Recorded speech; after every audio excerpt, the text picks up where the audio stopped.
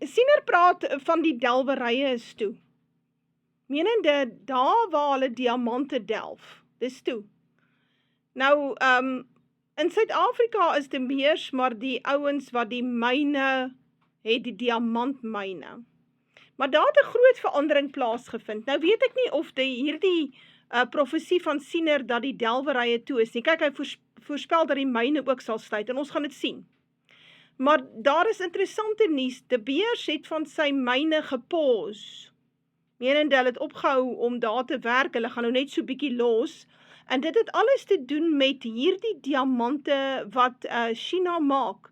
China maak diamante, jy kan nie die verskil sien tussen die diamante wat hulle maak en die diamante wat hulle uit die grond uit kry deesdae nie.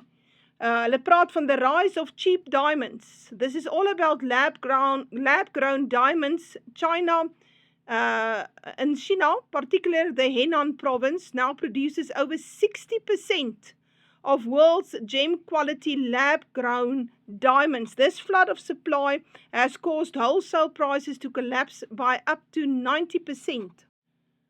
Why De Beers is pausing mines? This price collapse, combined with weaker luxury spending, especially in China, has severely pressured the natural diamond market.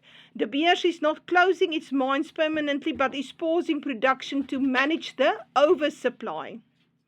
Key mines pause. The Manisha mine in South Africa, it's the largest, producing so about 10% of its output, will pause for 2 years.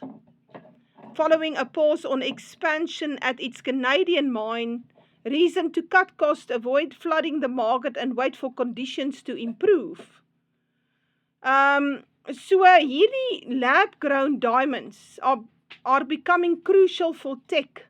They are 5 times better at conducting heat than copper, making them perfect for cooling powerful AI chips in GPUs from companies like Nvidia and AMD. Nou ja, daar het jy dit. Nou wonder ek of die twee goed verband is. Siener het gesê die delwerye sal sluit, en hy het ook gesê die myne sluit, en hy praat natuurlik van 'n groot staking. Ons gaan 'n groot staking in Suid-Afrika sien. Sodra die situasie in Suid-Afrika begin versleg saam met hierdie olieprobleme, hier kom major krisisse. So, maar ek dink dis goeie nuus. Met die Anglo-Boereoorlog was juis geveg om die myne uit die hand van die boerevolk te vat en dit te steel en dit vir hierdie ander te gee. Die Britte en die Jode was saam in hierdie deal, want ons kan sien wie vandag die eienaars daarvan is, né? Jy hoef nie ver te gaan soek nie, kyk maar net wie is die eienaars. En ons weet, hulle is die ouens ook wat van die myne oorhandig het aan hierdie klomp swartes vir BEE. Cyril Ramaphosa het nooit gewerk om te kom waar hy is nie. Hy het dit uit die hand van die elite ontvang, van die globaliste. Hulle het dit vir hom gegee, sodat hy net ietsie is, want eintlik is hy niks. Maar hierdie is vir my baie belangrike nuus. Ek dink ons moet maar die ding dophou. China is besig om groot veranderinge in te bring. En ek dink nie dit is skade as De Beers toemaak nie, my persoonlike opinie. Vir al die jare het hulle die mark geweldige beheer. Diamante is verskriklik oral oor, dis soos olie. As jy grawe gaan jy diamante kry, dis oral.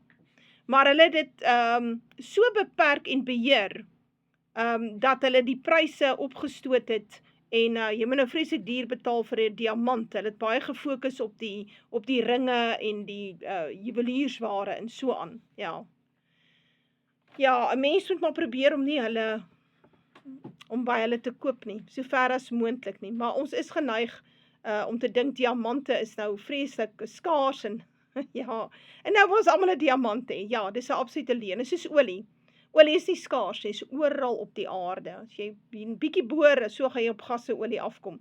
Maar hulle beperk die markte sodat hulle die ekonomie kan beperk en die blankes, veral die blankes onder geweldige druk kan plaas, om die blanke ekonomie onder druk plaas. Dis maar waaroor dit gaan. Maar hierdie is baie interessant.